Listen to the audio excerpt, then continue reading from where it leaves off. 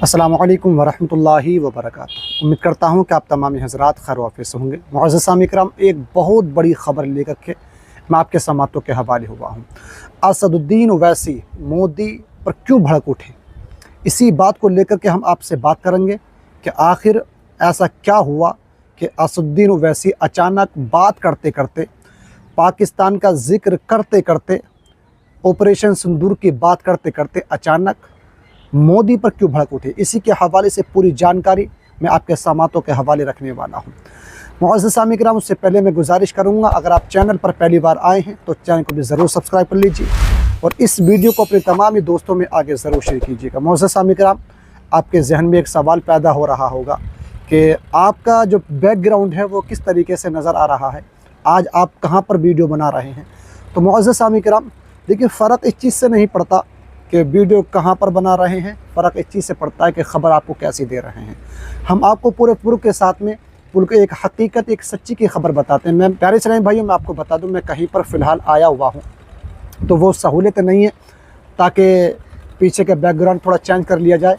लेकिन मैं आपको बता दूं, मैं जो आपको ख़बर बता रहा हूँ बिल्कुल एक सच्ची, एक हकीकत की ख़बर मैं आपको देता हूँ ताकि आप हज़रात हम पर यकीन रखते हैं तो हम उसका भरोसा दिलाते हुए प्रूफ के साथ में ख़बर बताते हैं। तो मुअज़्ज़ज़ सामी किराम, एक बहुत बड़ी ख़बर, अचानक असदुद्दीन ओवैसी पाकिस्तान का जिक्र करते करते, ऑपरेशन सिंदूर का जिक्र करते करते, वक्फ अमेंडमेंट बिल के हवाले से मोदी पर भड़क उठे और उन्होंने मोदी सरकार से जो बात कही है, मोदी सरकार के हवाले से जो बात निकल कर के आ रही है, आप उसको सुन करके जाना। मुअज़्ज़ज़ सामी किराम, असदुद्दीन ओवैसी एक ऐसा शख्स, एक ऐसा मर्द मुजाहिद है कि वो खुल करके उन्होंने कहा कि हम भारत सरकार के साथ में खड़े हुए हैं, हम भारत के साथ में खड़े हुए हैं। भैया, उन्होंने ये बात कही कि भारत का बच्चा भारत का मुसलमान मोदी सरकार के साथ में खड़ा हुआ है और उन्होंने ये साबित करके दिखाया।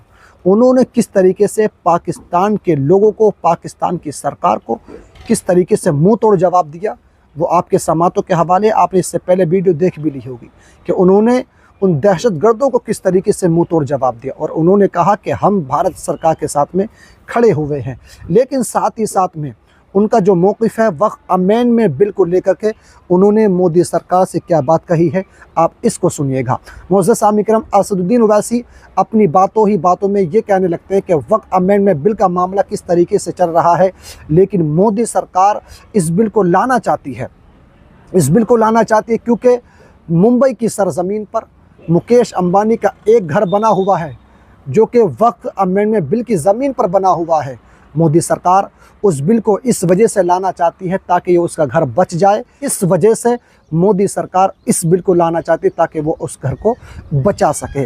और साथ ही साथ में मेरे प्यारे इस्लामी भाइयों, आप तमामी हज़रात बाखूबी इस चीज़ को जानते हैं कि वक्फ अमेंडमेंट बिल के हवाले से आए दिन ख़बर निकल कर के आ रही हैं, लेकिन अभी तक इसका कोई भी आखिरी फ़ैसला नहीं आया है। आज 20 मई है, इसका आखिरी फ़ैसला आने वाला है, यानी कुछ ही देर के बाद में वक्फ अमेंडमेंट बिल के हवाले से सुनवाई शुरू हो जाएगी। उससे पहले असदुद्दीन ओवैसी मोदी पर बहुत ज़्यादा भड़क उठे और उन्होंने कहा कि मोदी सरकार को ये बिल रिजेक्ट करना होगा क्योंकि ये मुसलमानों के हक़ में नहीं है, इसमें मुसलमानों का बहुत बड़ा नुकसान है, इसमें हमारी मसाजिद, मदारिस, खानकाएँ, कब्रिस्तान, ये जो चीज़ें, ये जो मदारिस बने हुए हैं, इसमें इन जगहों को नुकसान बहुत ज़्यादा पहुंचेगा।